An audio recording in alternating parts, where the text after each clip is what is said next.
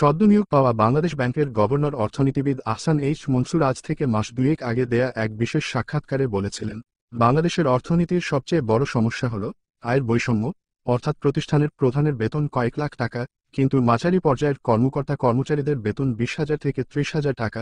এটা খুবই দুর্ভাগ্যজনক।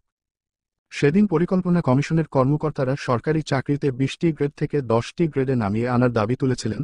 তারা বলেছিলেন, কারো বেতন 80,000 টাকা আর কারো মাত্র 8,000 টাকা। এটা হতে পারে না, কারণ দুজনই একই বাজার থেকে কেনাকাটা করে। এদেশের সচিব, ডিসি, ইউএনওদের যে লাইফস্টাইল, তাতে মনে হতে পারে আমি এই দেশের দাস আর তারা জমিদার। আবার একই ডিপার্টমেন্টের একই গ্রেডের একই পে স্কেলের একটি পদের পদোন্নতি হচ্ছে, অন্য পদের পদোন্নতি নেই। সারাজীবন একই পদে চাকুরি অথবা নামমাত্র পদোন্নতি নিয়ে অবসরে যাচ্ছে তারা।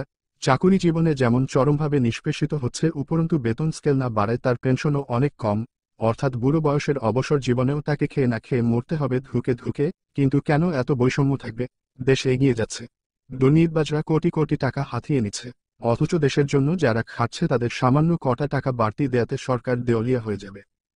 উপরের গ্রেডের চাকরিজীবীরা হয়তো বলতে পারেন, নিচের দিকের গ্রেডগুলোতে জনবল বেশি, তাই তাদের বেশি বেতন দিতে গেলে দেশের অর্থনীতিতে চাপ পড়বে। দেশের প্রতি তাদের এতই যদি মায়া থাকে, তাহলে নিজেদের গ্রেডগুলোর মধ্যকার পার্থক্য এত বেশি কেন?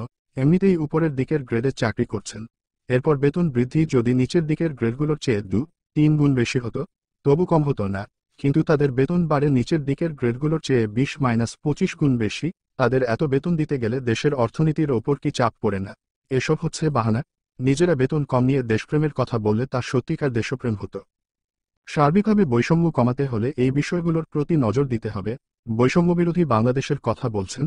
সবচেয়ে বড় বৈষম্য আয়ের বৈষম্য। এই বৈষম্য দূর করতে না পারলে মুদ্রাস্ফীতি আর মূল্যস্ফীতির লাগাম টেনে ধরা অসম্ভব থেকে যাবে। তাই এখনই উপযুক্ত সময় দীর্ঘদিনের এই বৈষম্যের অবসান করা। পে স্কেল সংক্রান্ত আপডেট তথ্য পেতে চ্যানেলটিতে লাইক, কমেন্ট ও সাবস্ক্রাইব করতে ভুলবেন না। ধন্যবাদ।